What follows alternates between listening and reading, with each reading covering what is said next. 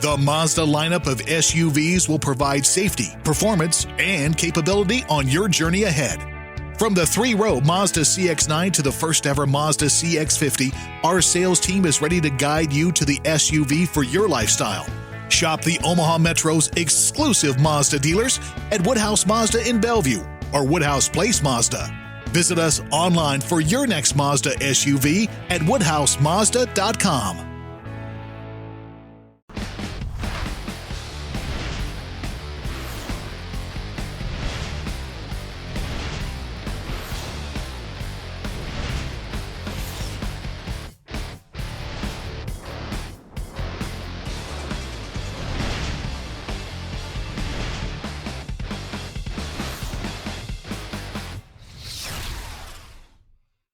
Hey, good evening, everybody. What is going on? Welcome to a holiday edition, pre-holiday edition of the Football Guys Daily Fantasy Hour presented by RotoGrinders. I'm Dan Bach alongside the Lee Twins. We've got Austin, we've got John, and we are ready to talk daily fantasy football for you on this week 12. Lots of pleasantries to go through here. As probably you noticed, I am not in, my wonderful Jacksonville penthouse like I normally have behind me. Instead, it's holiday season. We've got Thanksgiving tomorrow, so down in Naples, Florida. Yes, the home of retirees, and I'm fitting right in, guys. Fitting right in. Austin, what do you got planned here for the next day or so? The house is packed with relatives right now. They're all cooking up a feast in the other room. My kids are downstairs playing Rock Band. It's going to be quite festive tomorrow, and there's going to be lots of football. I'm looking forward to that. Oh, yeah, and my wife is yelling at the Golden State Warriors as she cooks. That's sort of like standard. And John, it looks like a little bit more normal situation for you here today. What do we got going on this weekend? Yeah, we have some family coming in. I've got my daughters with me for a week, which is really nice, and I'm going to smoke my first turkey tomorrow, which is going to be interesting. We'll see how that works out. I've got Libby, of course, making a quote real turkey just in case I so you got a backup. You're so confident in your turkey smoking ability that you have a backup turkey. I love it, John. I'm a scientist. That's bro. Preparation. You certainly are. Well, if you don't know, here we are like 3 days off of the Grinders party. My pipes are still not completely back yet. Like, I still think there was such a good time out there in Nashville, and it was so cool to hang out with you guys in person for like the first time ever, fellas. And John, I believe, was this both of your first Grinders party? No, John, you've been there before, right? Yeah. Yes. It was my first. This was your first go around. What'd you think? It was awesome. It was really weird because, I'm used to seeing all these RG personalities online, and I recognize so many people at the party, but I've never actually met them, like maybe a few tweets here and there. And so it was really weird to feel like I knew a lot of people, but didn't. And they were saying hi and wondering if I knew them. It was just kind of a funny, awkward thing, but we just kind of all knew each other already. It was really weird, but fun. Did you get starstruck? Who are you most starstruck by, Austin? Starstruck. Oh yeah, being in the same room with John Lee always. It's just tough to hold it together. That's where it was most difficult. Although I did hug a couple people who I probably was not familiar enough with to just give them a hug. But I was like, oh, hey, it's you. I was like, wait, I've never actually met this person. Hey, a lot of some cocktails will cause that to happen. My big anecdote from this weekend pertaining to this very show was Britt, Divine's girlfriend, a lovely girl named Rachel. She sees me and she goes, oh, it's the guy from the loser video.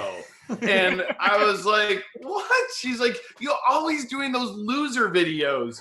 You need to do better. You need to get better. And I was like, oh my goodness. That was like the biggest shame I think I've ever had in the history of being a DFS broadcaster, was being labeled the guy from the loser video. That was sad. That's funny because people came up to me and said, like, you don't do those loser videos anymore? What's going on? Oh God. Awful. Well, speaking of loser video, let's get into this week 12. And just a quick format for you here today. We are going to talk Thanksgiving. We're going to do it, though, towards the end of the show today because we know a lot of people will enjoy this program after the Thanksgiving holiday. So rather than having them fast forward, they can just wait till the end and then just kind of cut out a little bit early. So that's what we're going to do. We're going to get to the main slate first and then Thanksgiving. But before any of that, it's Loser's Lane. You know it. You love it. And John last week, no shock here, Austin won again. And it's basically become our segment here, John. And take the people through exactly how we landed on what we landed on this week. You know, I'm going to be honest and say I really don't even remember at this point. That's kind of I do. That's kind of how the weekend went for me. Being in that environment is not conducive to playing a lot of daily fantasy. So I played primarily tournaments. I played 2 or 3 high dollar tournaments for each site, and I kind of ended it at that. I don't think I played any cash games outside of the one that we played. And the irony that the story that I think is kind of funny is that prior to going live on RotoGrinders Sunday morning show, I texted my girlfriend my cash game lineup that I was planning on using for the show for this game. And long story short, I switched it out when Sterling Shepard was canceled. I figured that Evan Ingram would get a lot of looks, even though it was windy conditions, yada yada. Well, the lineup that I gave her scored something ridiculous that would have not landed me in Loser's Lane, but instead, I'm here to tell this story, which really is no consolation prize. Well, I can explain exactly how this happened because basically we were playing pool, and then all of a sudden, I think it was Notorious or somebody came up and said, or maybe it was even Beer Makers fan. And he said, "So I hear that you and I are going to get into a bull riding contest, and I can last longer than you on the back of a mechanical bull." And I was like, "Beer, what are you talking about?" He's like, "Oh, so you don't think you can last longer than I can on the back of a mechanical bull?" And I was like, first off, like, where's this coming from? And then second off, of course I can last longer than you on the back of a mechanical bull. It's on, because the one thing, I'm like Marty McFly from Back to the Future. Whatever you do, don't call me chicken. Whatever you do, don't say that you're going to be better than I am. And sure enough, there was the mistake that was made that me and Beer Makers fan did a little mechanical bull off, which, by the way, nobody won that. The only people who won were the people who watched that debacle that was us trying to ride a bull.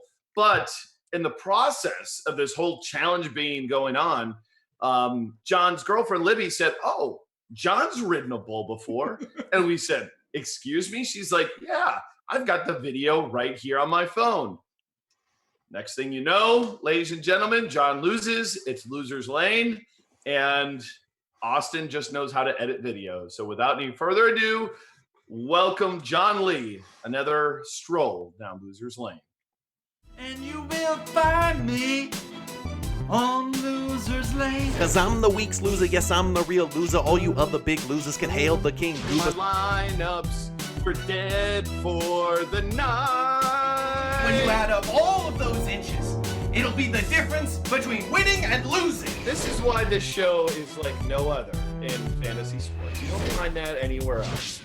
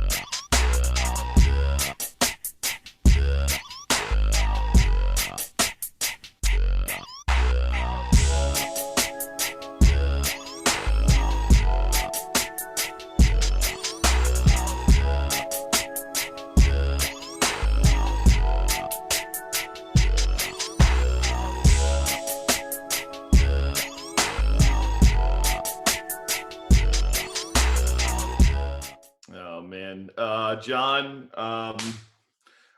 You know what the best thing about this video is? And I'll tell you, I'm a positive thinker here today on this show. The best thing about that video is we got to see all your hard work in the gym really pay off, because I have not seen that chunky John Lee in like a year and a half, dude. You looked really good over there at the Grinders party, but it also means like, man, I don't know what to say, dude. That was something else. That was something else. Yeah, that was pretty rough. That was for what it's worth, that was at the Philadelphia Whiskey Festival about 2 years ago. I was having an excellent time. And you think? I thought that video was buried in the archives, but it reared its ugly head this week.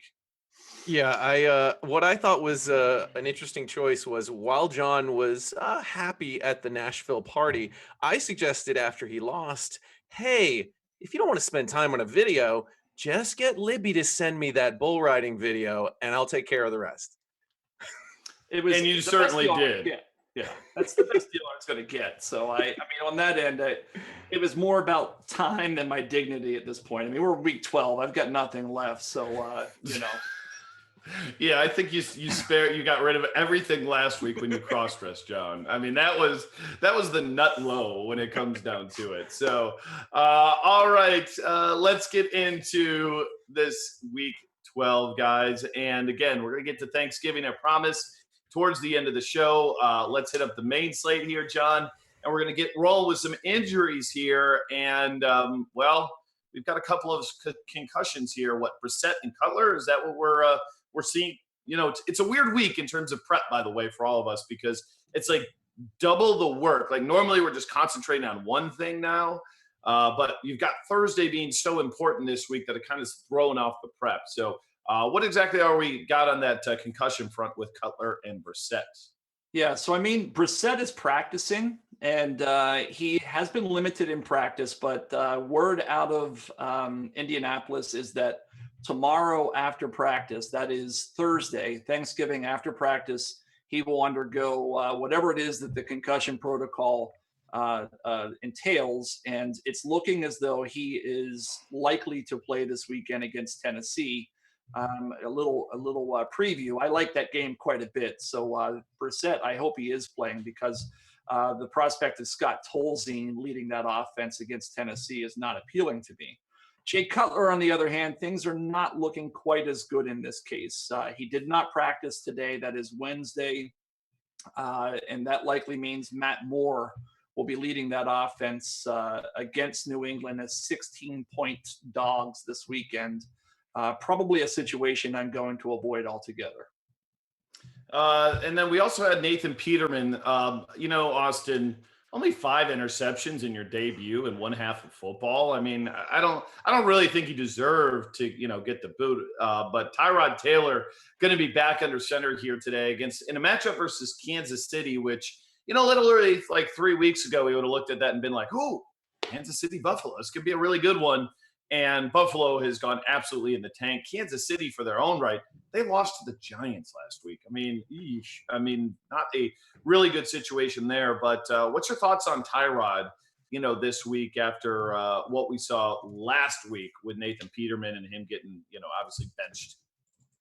Yeah, that Kansas City defense has really struggled as of late. They started the season looking much better than they have lately. And Tyrod Taylor is priced a little bit more nicely on FanDuel, I would say, at 6,900, but he's not like dirt cheap in the way that you might be looking at someone like a Paxton Lynch for salary relief. So he's kind of in this weird no man's land. The Mazda lineup of SUVs will provide safety, performance, and capability on your journey ahead. From the 3-row Mazda CX-9 to the first ever Mazda CX-50, our sales team is ready to guide you to the SUV for your lifestyle. Shop the Omaha Metro's exclusive Mazda dealers at Woodhouse Mazda in Bellevue or Woodhouse Place Mazda. Visit us online for your next Mazda SUV at woodhousemazda.com. I'm not saying for cash games. I'm just saying, like, if you're looking for like some cheapness in a GPP lineup, I'd rather go all the way down to someone like Lynch than go middle of the road with Tyrod Taylor. Yeah, he's not too much on my radar here. But running back position, John, we've got Devontae Freeman still in concussion protocol. And we saw Tevin Coleman last week get a touchdown right off the bat. And I had some Thursday lineups with Tevin Coleman that were looking like they were going to be like top 2% lineups here if he gets one more score. He didn't do much the rest of the game. But this is a matchup versus Tampa where we've got the enormous implied team total for Atlanta. It feels like Tampa's kind of packed it in a little bit. If Freeman's out, what's your thoughts on Coleman? Because I don't think the salary on him has really risen to a level where, I'm like afraid to play him here. Yeah, I mean, I don't think you can ignore him. If Devontae Freeman is out, you've just got to look. This is a volume-based play more so than anything. I mean, Tampa Bay, they're kind of middle of the road in terms of defense. I think I got them down as a 14th ranked DVOA rush defense, which, it's not terrible. It's not great. But last week he saw 21 touches in a win against Seattle. And here they are, almost 10-point favorites with, as you said, almost a 30-point implied team total. You got to think he gets past 20 touches again this week. And he's 6,500 on DraftKings, 6,200 on FanDuel. He's borderline cash play if Freeman is not in the active lineup on Sunday. Ty Montgomery, still questionable. I don't think he practiced today with ribs. And also, we saw Jamal Williams get 18 carries last game, 20 carries the game before. But he's only been averaging like 3 yards per carry, maybe 3.2 yards per carry here. We don't really have to worry about it for DraftKings. It's the late game on Sunday. But on FanDuel, Williams is a guy who could see some volume. But, man, this feels like just a horrible matchup altogether against Pittsburgh, who are just monstrous favorites here. Yeah, and this implied team total of 14.5 points is one of the lowest on the season for any team. So choosing a running back from that sort of implied total is not something I'm going to be looking for. What about Bilal Powell, though? Because we saw Matt Forte 2 weeks ago not dress, and we saw Bilal Powell at like 50% ownership, and he totally busted. Forte didn't practice today. Good chance he could be out. I can guarantee you we're not going to see him at 50% ownership, but do you have interest in him at like sub 10% ownership? Because I think if Forte doesn't go, everybody's going to be scared off of Bilal Powell after what happened last time. Yeah, I mean, part of the reason that you should be scared off of him is Elijah McGuire ended up getting more touches than he did. I mean, part of, everyone being on Powell is thinking he was going to get 2/3 of the work. And if he's not getting half the work, then I have no interest in playing him from a team that's got an implied total under 18 points. That's just not interesting to me. All right, John, let's move to the wide receiver position. Alan Hearns, again, didn't practice today, looking doubtful this week. And, D.D. Westbrook here, Keelan Cole, a couple of names to throw out there. And I'm the resident Jags homer here. And D.D. Westbrook, he was okay last week, but he also, I think, had a call that was called back, or a catch that was called incomplete that actually was complete. And, we've seen it throughout this year against the Arizona Cardinals. You don't really want to take the number one guy, maybe unless it's DeAndre Hopkins because he's just the GOAT. But the 2 and 3 guys are the guys that you want. And you got to think Patrick Peterson's going to look at Marquise Lee, and that means D.D. Westbrook this week potentially, right? Are you of interest? Maybe? Yeah, I mean, I think I do have some interest. It is worth pointing out that Keelan Cole still did outsnap him last week, 45-35. But I think what we're going to see this week is those numbers kind of switch over, where Westbrook, in his first game, they brought him out. They see what he can do, see how he is, and then see what came out of it. And as far as we're being told, he came out of it quite well. And I think what you're going to see now is kind of a reversal of those snaps. I think he'll get upwards of 60%, and Cole's going to drop to 40%. And for that reason, I think he's a pretty good play, especially when you add in the premise of what you're describing, where Patrick Peterson's likely going to lock down Marquise Lee. And let's be honest, Marquise Lee hasn't been the sign of health over the past few weeks either. And obviously no Alan Hearns. So, yeah, I mean, I think that D.D. Westbrook is a guy that we should be considering because his price is still not cost prohibitive. Yeah, only 3,600. Yeah, I mean, we saw last week with Bruce Ellington.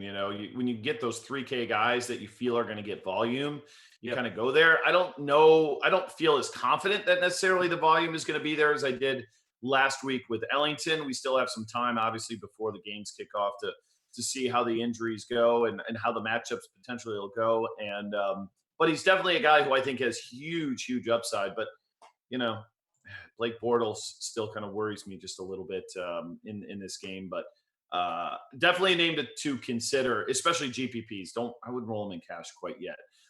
Juju Smith-Schuster says questionable with hamstring, Austin. Can I just call it questionable with just turned 21 instead? Because I don't know. I feel like he's probably going to play. And the outside chance that he doesn't, Martavis Bryant is probably the guy that we would look at. Again, FanDuel only because it's 8:30 on Sunday night. But, man, this Green Bay defense, it leaves a lot to be desired here. Yeah, and I think if you're playing GPPs on FanDuel and Smith-Schuster is out, you have to consider Martavis Bryant. I think he's going to see a big uptick in snaps as the second receiver. So keep that on your radar. John, one name here, Kelvin Benjamin, had a really ugly injury. Not that bad, though, they say. Is questionable this week with a knee. And, man, I mean, it's just ugly going out there with Buffalo. But the matchup here versus Kansas City is all right. And you got a better quarterback in Tyrod Taylor than you had last week with Peterman.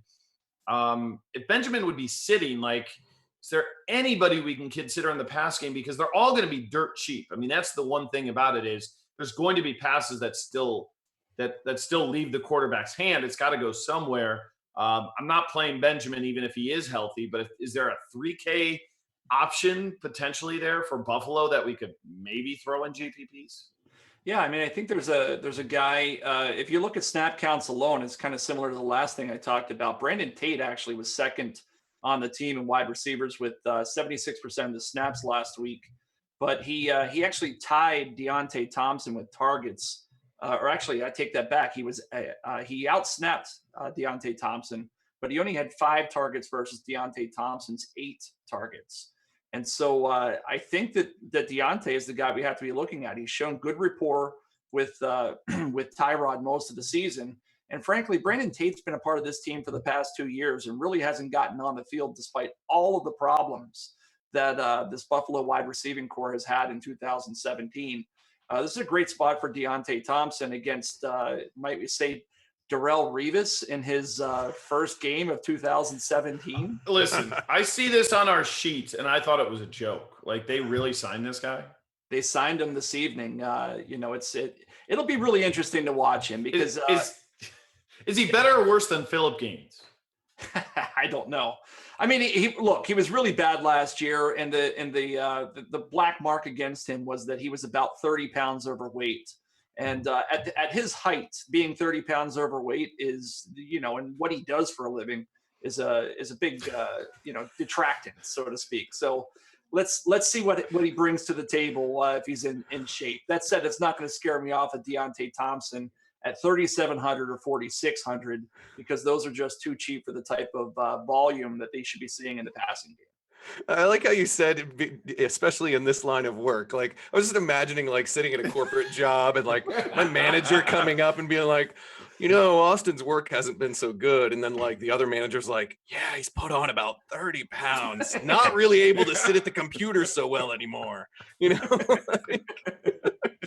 My line of work, I don't get that kind of feedback. No. John and I have been talking a little bit. We had a little conversation this weekend, Austin, when we saw you in person, and we're like, no. I want to talk about another defensive change here. And Marshawn Lattimore, John, is looking doubtful this week. This guy's really been an important cog for this defense out there for the Saints. Shutdown corner so far this year, one of the top-rated guys on PFF. This total's 53.5 here in this game with, the Rams. This has shootout written all over it. What does this do, not only maybe for the Rams side of things, but does the fact that this shutdown corner isn't playing, does that help Drew Brees and even the passing game there for New Orleans and potentially that this could turn into a shootout? What's your feeling on this? Yeah, I mean, it's got to help every bit of the offense in this game. What happens, we saw a lot of times we'll say, okay, well, this guy, he's out, so they're going to slot somebody in there.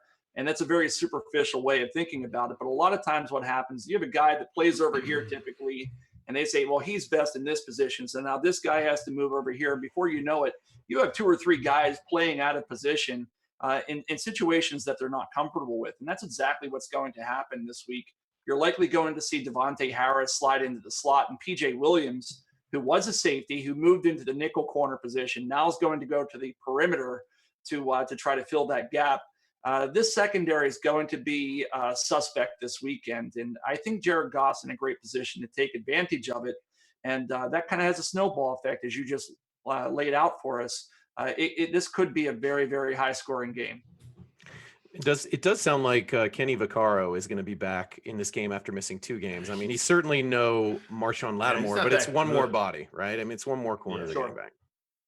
I mean, is that like? I mean, I think it probably is an upgrade to both wide receivers there, because we weren't for sure knowing where Lattimore was going to go. It probably makes sense to guard Robert Woods because he looks like the better wide receiver, but both he and Sammy Watkins now aren't going to have an elite matchup or excuse me, like an extreme negative matchup this week. So I think it definitely opens up both those guys as pretty good plays here. So definitely keep your eye on that. Make sure, if he plays though, that could swing some things, but looking doubtful at this point in time. All right, guys, let's get to our chalk talk here. And it's a weird slate. Like I was building some teams, doing some research here, and it almost felt dirty because I was like, I should be building Thanksgiving lineups. Now, there's another slate. Why am I getting ahead of myself here? But I also saw that this is a week where I feel like we're going to have a lot of chalk, and I feel like we're going to have a lot of chalk potentially at this quarterback position, Austin. And see if we agree. Where do you think that is going to land? I think there's one guy in particular the masses are going to be on. That the masses are going to be on? Tom Brady, yes. I would say. Yeah. I will disagree. The people who don't play a lot of DFS, I think they're going to see the name brand and go for Tom Brady and go, he's playing the Dolphins. The Dolphins are terrible. Let's go with Tom Brady. But Russell Wilson is so cheap. That's the problem. He's so cheap and he's so good. And it's San Francisco. Like, I mean, you could save 500 on FanDuel, 700 on DraftKings from Brady to Russell Wilson. I don't know. I think Russell Wilson's the chalk this week, all over the place. I think they'll both be very highly owned. I prefer Brady to Wilson, but I think they're both solid plays here. Well, I respect you because you kick our ass every week in Losers Lane. So don't think like I'm dogging you. Let's see what John has to say. Brady or Russell Wilson this week, John? I mean, by the way, I do like Tom Brady a lot this week. Like, I agree. It's like 2 guys. I think we're splitting hairs here. My preference is also for Brady. In reality, because it's only about 10% more, if that's it's 10% more on DraftKings. It's only 500 more on FanDuel, and you get an extra touchdown in terms of implied team total. Let's not forget. I mean, San Francisco is not a great defense, but this might. The Mazda lineup of SUVs will provide safety, performance, and capability on your journey ahead. From the 3-row Mazda CX-9 to the first ever Mazda CX-50, our sales team is ready to guide you to the SUV for your lifestyle. Shop the Omaha Metro's exclusive Mazda dealers at Woodhouse Mazda in Bellevue or Woodhouse Place Mazda. Visit us online for your next Mazda SUV at woodhousemazda.com. This Miami secondary has been absolutely dreadful over the past 3 weeks. I think I'd have to look it up quickly, but I think they've given up almost 10 touchdowns over the past 3 weeks, passing touchdowns, that is. And, Brady's the type of guy that even when they're running the ball, they're almost passing the ball because he's dumping off short passes to Dion Lewis and to Rex Burkhead. And a lot of times they're just, it's not out of the question for him to finish with 4 to 5 touchdowns in this game. Sure. I just love that rushing floor we've gotten from Russell Wilson this season, though. I mean, they can't run the ball. Run the ball. We know it in DFS and in fantasy. Those rushing yards, you get even 40 of them, and you're like, boom, like that is an incredible spot to be in. You get 80, and it's gold. You get touchdowns, and it's even better. And that's one thing we know Brady will not do. And for me, and again, it's still early in the week, but I feel like I'm not I'm not locating like a ton of incredible value this week that I actually think saving that 10% we're talking about is going to be somewhat valuable. But I think we're in agreement. Brady and Russell Wilson, two really good plays this week, two really popular plays this week. Let's get some guys, though, who are a little bit off the radar here. And I'm going to open it up to you, Austin, because I think it was you who said the name Paxton Lynch earlier in the show. And yes, he is starting this week. He is cheap this week. He gets Oakland this week. Are you ready to fire him this week in your DFS lineups?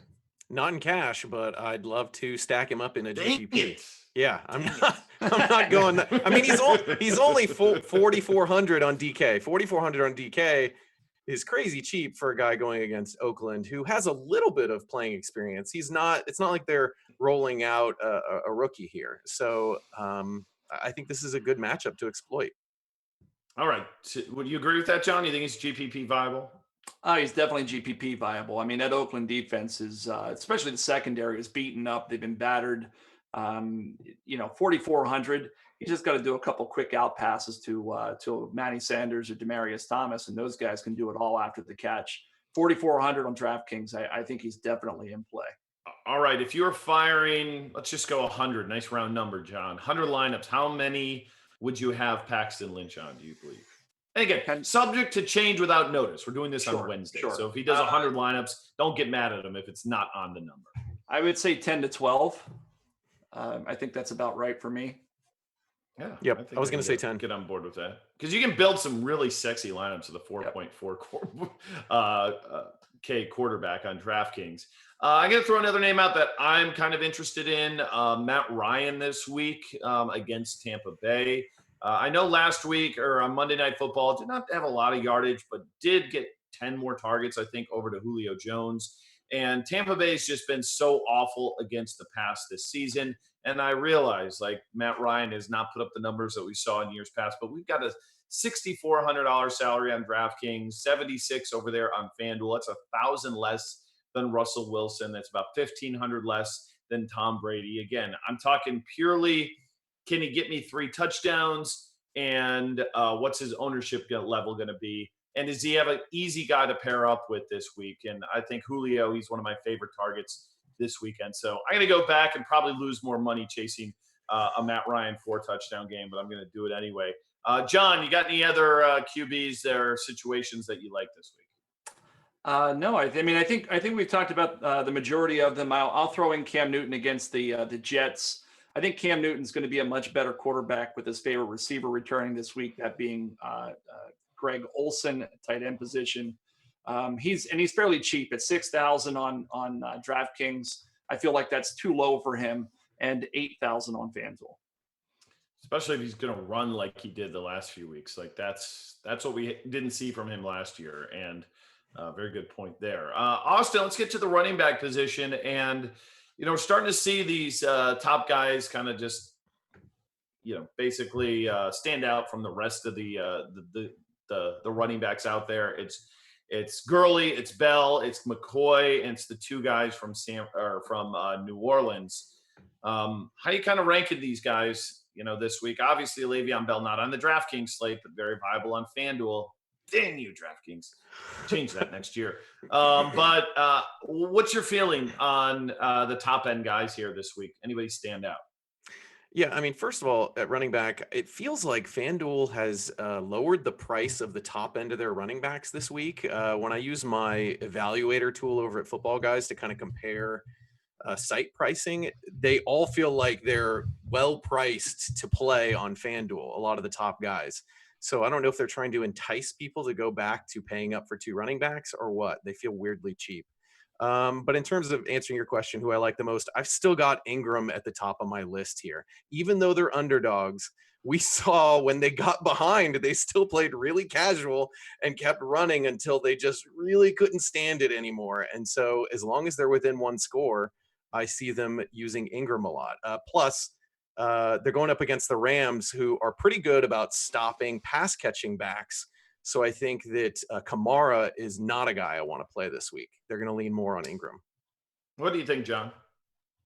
I would love to see Kamara not have a good day because I've been under on him for about a month now, and it's killing my my GPP output. Look, I'm not a big fan of Ingram again, but I won't argue with what Austin said. We were watching the game together, and I was aghast that they were 3 minutes out, down 2 touchdowns, and still running the ball. And it worked out for New Orleans in the end. So I guess I can't blame Sean Payton for doing what he did. For me, the class of this field this week, Le'Veon Bell on Sunday Night Football. If you can get him, he's the guy that I want. And next in line is probably Todd Gurley in that shootout because of the way that I expect him to be used and the matchup against the Saints. I suspect he'll have 25 touches, and he's probably the guy that I want the most of. But LaShawn McCoy, I'll point out, goes up against the 32nd ranked DVOA rush defense. I think that his projections are probably a little low. And so for that reason, he might actually go under-owned in GPP formats. I don't think he's a cash play as of now, though. And Austin, what do we do with Kareem Hunt after another bad week last week? Feel like we're all going to bail and he's going to go for like 2 touchdowns and like 150 yards. I just feel it. I feel it happening. Then you should play him because that's what I feel like is going to happen. I'm going back to the well on this. Buffalo over the last 4 games has allowed 839 total yards to running backs, more than 200 yards to running backs. And they've allowed 11 touchdowns to running backs over the last 4 games. They're just getting obliterated by running backs. I can't ignore Hunt, even though he's burned me. One more name who feels a little bit cheap, Carlos Hyde after a week off, 6.6 on FanDuel, 5.5 on DraftKings. Again, the full point PPR points that he's gonna garner are gonna be really valuable this week. So definitely a name I don't mind. John, let's get to the wide receiver position, and I'm buying this being Julio week. I think I looked at it like the last 4 games against Tampa, he scored 4 total touchdowns. 7.8 on FanDuel, 7.7 on DraftKings. Maybe I'm the sucker, but I feel like he's getting in the end zone and he's going to be darn close to 100 yards this week. And I actually like Mike Evans on the other side potentially as well to finally get it done. So, hey, you know what? They haven't been great this year, but this is the week. Well, I'm a little reluctant to agree with you, but I 100% agree with you. I guess we'll have to defer to the cash game king opposite us, but I think Julio Jones is in a great spot this week against Tampa Bay. I'll talk more about his matchup and how strong I feel about it here later in the show. But he's a guy that I like, and I think the other guy you can't ignore at the top of this list is Michael Thomas. Again, in this matchup, he's likely going to be shadowed by Tremaine Johnson, a name that in previous years would have scared us away. But much like Darrelle Revis, what we're seeing right now is that he's just fallen apart completely. I looked earlier today. He's allowed well over 500 yards receiving while in coverage this season. I really don't know why they're using him in shadow coverage any longer. It's not like he's effective in doing so. This is a really nice spot for Michael Thomas to break out. He had double-digit targets last week. I suspect he'll get something similar this week as they try to keep pace with that potent Los Angeles Rams offense. It'd be nice for him to get in the end zone, finally. Maybe one of these days. Michael Thomas, please. Brandon Cooks, by the way, cheaper on FanDuel this week than he was last week. I don't know how you go 125 and a touchdown and your price goes down. But it did. So you might want to play him this week against Miami, especially if Chris Hogan would sit. Obviously, Antonio Brown at home against Green Bay Sunday night. He's fine. Austin, give me a couple other names, either cheap or an expensive guy we might have missed out on. I think you can't ignore Doug Baldwin against San Francisco here. He didn't have a great game last week, but again, it's San Francisco. And I just don't like the Michael Thomas pick. I'm off the Michael Thomas train. Devin Knotts raised a lot of really good points last night on the Power Grid show about Thomas just not being used in the red zone. And that makes him a decent play on DraftKings, but don't hold your breath for those touchdowns. One low dollar potential guy, I think Corey Davis. I called it 2 weeks ago. He's going to score a touchdown, and the dude fumbled on like the 6-inch line. So I'm calling that a victory for that day. But this week, he gets a real touchdown. He's actually going to get that extra 6 inches. 5'4" on FanDuel, 4'9" on DraftKings, and definitely a guy that I'm potentially looking at. So anybody on the cheap, John, real quick? People love value. Yeah, I think the guy that I'm looking at on the cheap side is Corey Coleman. Corey Coleman, first game out last week against, does anybody remember who Cleveland played last week? That would be Jacksonville. Jacksonville. Yeah. He had 11 targets last week against Jacksonville. And this week, I believe that he's 4,300 on DraftKings. That's cheap enough for me to merit consideration for cash games, especially against the Cincinnati Bengals secondary. We think of Drake Kirkpatrick and Adam Jones as kind of shutdown corners, but they have not been that for the latter part of this season. I think that Corey Coleman is the type of guy that, he's going to get you 7 catches, 70 yards. And at 4,300, I'm more than happy to take those savings and be able to spend up and get a Tom Brady at the quarterback position. All right, we got to get moving. Tight end, Gronk is a good play this week, boys and girls. I think it's a bounce back spot for him. Kelsey's pretty much always a good play. 2 other names. I'm going to just talk about Delaney Walker real quick. 92 yards last week. John mentioned he liked this game potentially, and I think this is a really good spot for him. He's cheap at only $5K on DraftKings, so consider him. And then Austin, Greg Olsen comes back this week for Carolina, 6,400 on FanDuel, 4.8 on DraftKings. Are you interested? First game back, I'm not especially interested, although I think this is going to help the Carolina offense at large a little bit more having him back. If I'm going to go away from the top guys, I'm looking more at like Jimmy Graham against San Francisco, maybe go cheaper, Jack Doyle against Tennessee, or maybe even go way cheaper and go OJ Howard against Atlanta. All right, defensive special teams, John, just to make it quick. And I'm going to make a statement. Does this Jags team, they feel like, remember like 3-4 years ago in Seattle, you just played them every week. They got defensive touchdowns. You didn't ask questions. The answer is yes. I think Jacksonville's the same way. They get Blaine Gabbert. Revenge. Plug and play. Forget the revenge factor. This team is just so good. They do everything right on defense. And the difference between a top end and a salary-saving defense isn't worth the risk, especially in cash games. Just plug them in and figure out the lineup thereafter. Somebody put Pittsburgh on the sheet against Green Bay. I like them on FanDuel as an alternative. Brent Hundley's just not very good. All right, John, let's get to these wide receiver cornerback matchups because we still got some Turkey Day football to talk about. Yeah, and I want to make sure we get that Thanksgiving time. So I'm going to go over these a little more quickly than normal. Doug Baldwin goes up against Quan Williams there in San Francisco. Quan Williams, a nickel corner. I should see him for about 75% of his routes. He's the last rated cornerback in terms of slot coverage on Pro Football Focus, behind names like Kareem Jackson and TJ Carey, both of whom have been terrible this season. He's allowing almost 80% of passes to be completed when thrown into his coverage and a passer rating of well over 100. Antonio Brown, he goes up against Green Bay secondary, Josh Hopkins, Devon House. Won't get into all the numbers here, but I'll just say that it's a complete mismatch at every level for Antonio Brown. Julio Jones, I'll come back to this in just a bit, but he's in a great matchup this weekend. Corey Davis, he's going up against Pierre Desir. Pierre Desir is a second-year cornerback who started after Vontae Davis was injured a few weeks ago.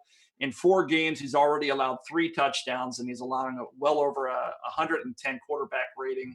Demaryius Thomas goes up against Dexter McDonald, who's been starting because of all those injuries in the Oakland secondary. He's been targeted every 6.3 coverage snaps. He's allowed 2 touchdowns already on 17 targets, 138 quarterback rating. And, Demarius, if you're not satisfied with him running 40% of his routes at Dexter McDonald, he'll get another 40% at TJ Carey, who's been pretty bad in his own right. Outside of that, on Monday Night Football, if you're playing the Monday Night Football slate, I really like, and this is one of my favorite plays of the week. I wish I played the Monday night slate. Jeremy Maclin goes up against Kareem Jackson out of the slot. He should see almost 100% of his routes at him, and Jackson has been absolutely terrible in coverage this season.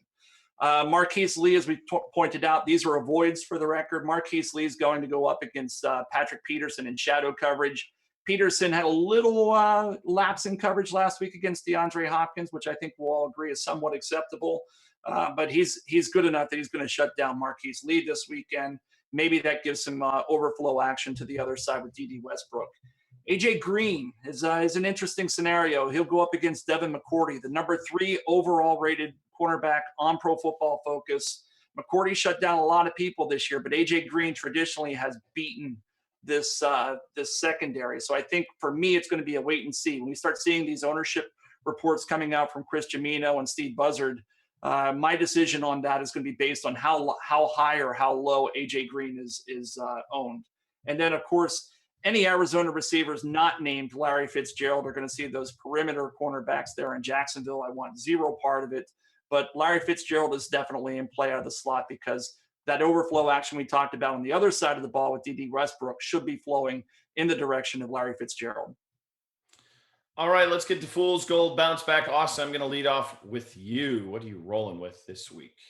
I'm going back to the well, bounce back Kareem Hunt again. Yes, that didn't work out last week. This week, it will. And then for Fool's Gold, I'm not saying this guy's going to completely bust, but LaShawn McCoy concerns me. We used to say we could lean on him being active in the passing game, but he only has 7 targets over the past 3 games. And Travaris Cadet had 6 targets last week. I'm a little concerned that Cadet is stealing his passing game work. So in a game script where they're going to be down to Kansas City, I don't think he's going to be as involved as we're used to seeing him like we did earlier in the year. All right, for my bounce back, I'm going to go with the Gronk smash this week. I think he might find the end zone twice against Miami. I know that's not going out on a limb, but it is a bounce back because he has not really lived up to the price recently. And you always run the risk of the blowout. I mean, they're monstrous favorites there, but I think Gronk, I think it's the squeaky wheel narrative this week. I think he gets fed the football in the red zone, and I think he's an excellent play. And if you can get him at low ownership this week, then I would certainly suggest doing that. In terms of my Fool's Gold, is a little bit tougher. John, I don't even have a Fool's Gold. I don't even have one. I don't have one this week, so I'm not going to make one up on the fly. What do you got for yours? I'll think of one in the meantime. That's fair. For me, my Fool's Gold this week is CMC, Christian McCaffrey. He's a bit too highly priced for me with Greg Olsen coming back. I think there's some really good matchups there. Cam Newton always feeds the ball to Greg Olsen.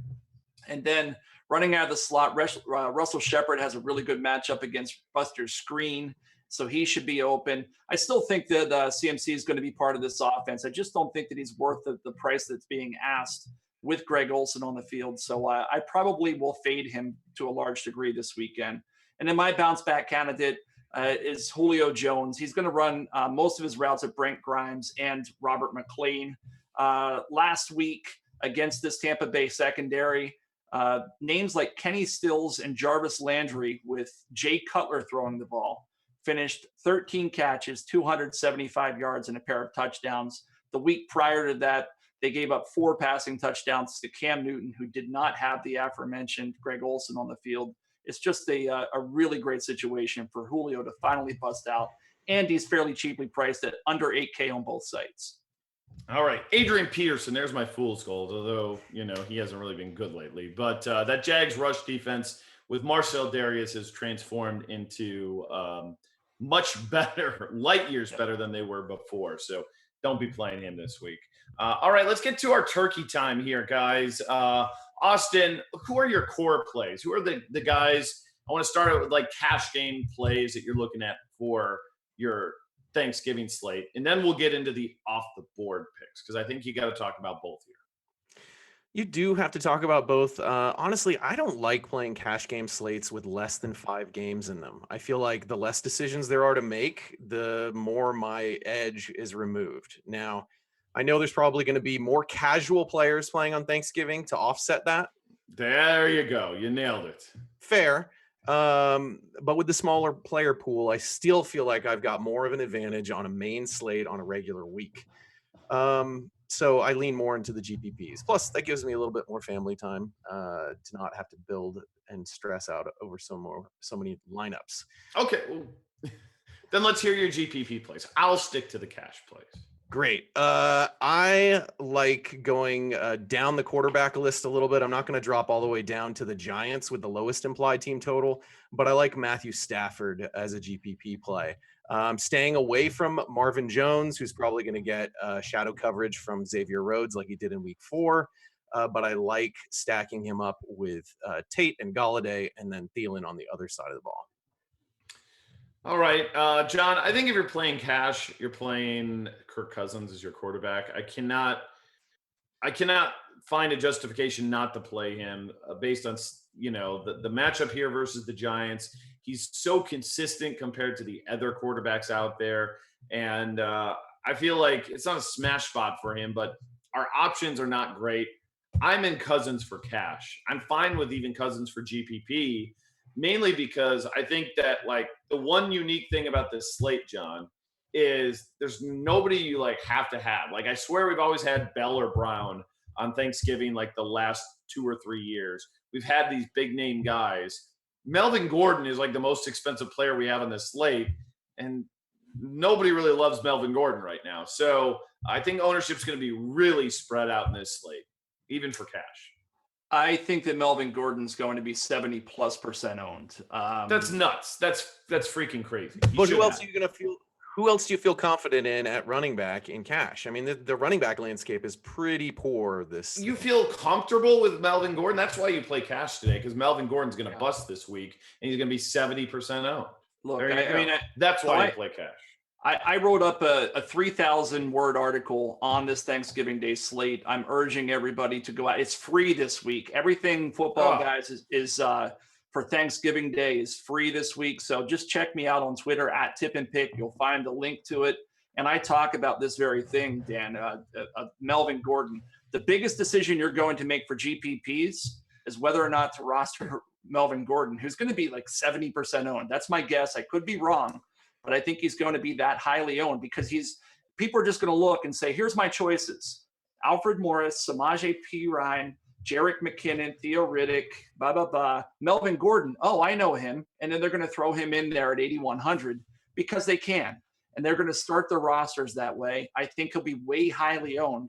And, probably for good reason in this matchup. I mean, the Cowboys haven't been able to stop anybody. I write up in my article about it.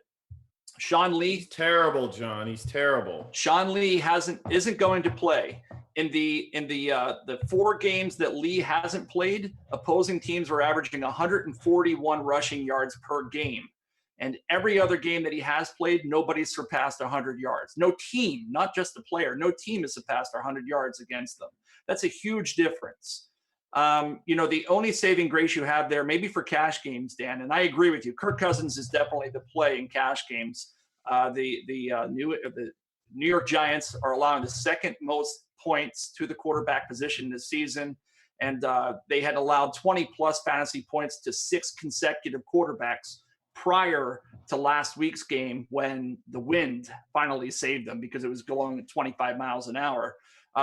That's not going to happen. It's not going to save them on Thanksgiving. So Cousins is the guy, but to get Cousins at 7,100 and Melvin Gordon at 8,100 and a couple of those surefire receivers, you may not be able to fit it all in. So people might get away from Gordon in cash games, but I think in GPPs, he's the clear chalk. He is, and I'm happily going to fade that chalk here this week because, like you said, there's not a lot of places to go. Here's your play. I mean, Just play Ingram and Vernon Davis on DraftKings and on Fantasy Draft, where you can play multiple tight ends. I'm telling you, this is a smash spot for both of these guys here this week. And Sterling Shepard, he's going to get really low ownership. Many of lineups have been built, and everybody sees that little questionable mark next to him. If he plays, he's going to be just fine here. Josh Norman has not been shut down here the second half of the season. He's not going to guard him exclusively. And he's a guy who could easily see 10 to 12 targets in a game where they fall behind. So don't be I feel like I really love this game. Like that's the shootout game for me is New York and Washington. That's the one that I want to stack up. And it's going to have Ingram. It's going to have Big Vern with no Jordan Reed and Sterling Shepard. I love that. I love that core. Love it. I don't think Sterling Shepard's going to play for the record. So, I mean, we'll see. Think the migraines are going to keep him out? Yeah, I do. I don't think he's going to play tomorrow. But if anything, I feel like that upgrades Evan Ingram. But we were talking at the outset, there is a 3K crapper that's going to win this tournament. The tournaments this weekend, there's going to be a 3K crapper, and you have to decide between names like Roger Lewis, like who else do I have? Travis Rudolph, Tavares King. There are a lot of guys like that. And I know we're running out of time. I discuss all of these guys in my article. I would urge everybody to read it. I really spent a lot of time on it. So head on over to Football Guys or head over to my Twitter account and you can check it out. 3 tight ends on Fantasy Draft. Play some Rudolph as well. Telling you, I'm all about the tight ends in this Thanksgiving slate. Can't get enough of them. Fellas, we got to say goodbye. You know what's a relief to me is I know the gentleman after us, Evan Silva, will be dogging Melvin Gordon. So that makes me feel really good. He'll be on the fade Melvin Gordon train. But thanks so much to the Football Guys, Austin and John. Check them out, footballguys.com. I'm Dan Bach over at RotoGrinders, and good luck this Thanksgiving. This week 12. We'll talk to you next week. We will see you.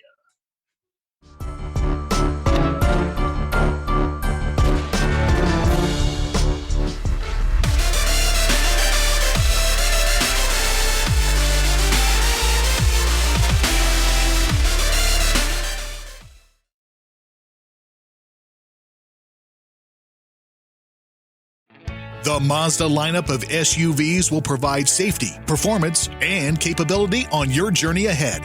From the 3-row Mazda CX-9 to the first ever Mazda CX-50, our sales team is ready to guide you to the SUV for your lifestyle. Shop the Omaha Metro's exclusive Mazda dealers at Woodhouse Mazda in Bellevue or Woodhouse Place Mazda. Visit us online for your next Mazda SUV at woodhousemazda.com.